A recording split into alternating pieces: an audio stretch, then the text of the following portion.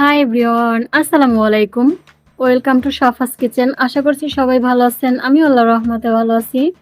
আজকে তৈরি করে দেখাবো মজাদার একটা ক্যারামেল পুডিং, যেটা বাচ্চা থেকে বড় সবাই কিন্তু কম বেশি পছন্দ করে এই ক্যারামেল পুডিংটা। আজকে সহজ রেসিপিতে আপনাদের দেখিয়ে দেবো কিভাবে পুডিং সহজে তৈরি করে নেওয়া যায়। তাহলে চলেন দেরি না করে দেখে নেই কিভাবে তৈরি করলাম।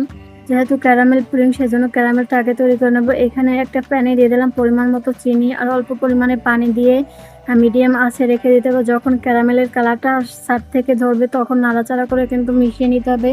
তারপরে যখন ক্যারামেলের কালারটা পুরোপুরি এসে যাবে তখন অল্প পরিমাণে পানি দিয়ে মিশিয়ে নামিয়ে নিতে হবে। তারপরে সরাসরি যে পাত্রে পুডিংটা সেট করব সেই পাত্রে ঢেলে ভালো করে বসিয়ে নিতে হবে। এই তো খুব সুন্দরভাবে কিন্তু দুইটাতে আমি বসিয়ে নিয়েছি। তারপর এখন পুডিংটা বানানোর জন্য যা যা উপকরণ লাগবে, এখানে আমি নিয়েছি লিকুইড দুধ 1 কিলো দুধ জাল করে 500 গ্রামের একটু বেশি করে নিয়েছি।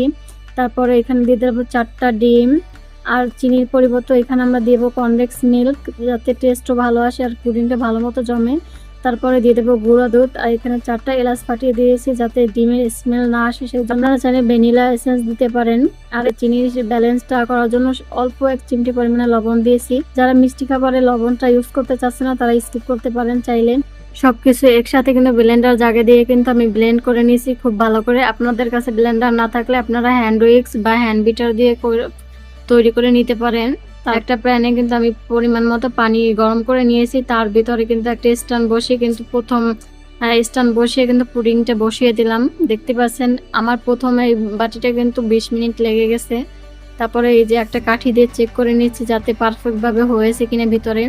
তারপর আরেকটা বাটি আমি বসিয়ে দিয়েছি। তারপরে যখন ঠান্ডা হয়ে গেছে তারপরে নর্মাল ফ্রিজে কিন্তু আমি 4 ঘন্টা রেখে দিয়েছিলাম। এই জন্য কিন্তু পুডিংটা খুব সুন্দরভাবে বসে গিয়েছে, দেখতে পাচ্ছেন। তারপর এখন আমি একটা ছুরির সাহায্যে কিন্তু ধারগুলো ছাড়িয়ে দিয়েছি যাতে পুডিংটা বের করার সময় ভেঙে না যায়। দেখেন মাশাআল্লাহ কতটা সুন্দর লোভনীয় দেখাচ্ছে।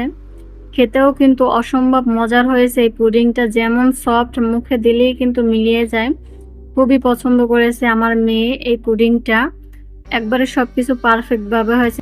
তারপর আমি এখানে কেটে নিচ্ছি, আপনারা আপনাদের পছন্দ মতো শেপ করে কেটে নেবেন। সফট কিন্তু পারফেক্ট ভাবে বসেছে।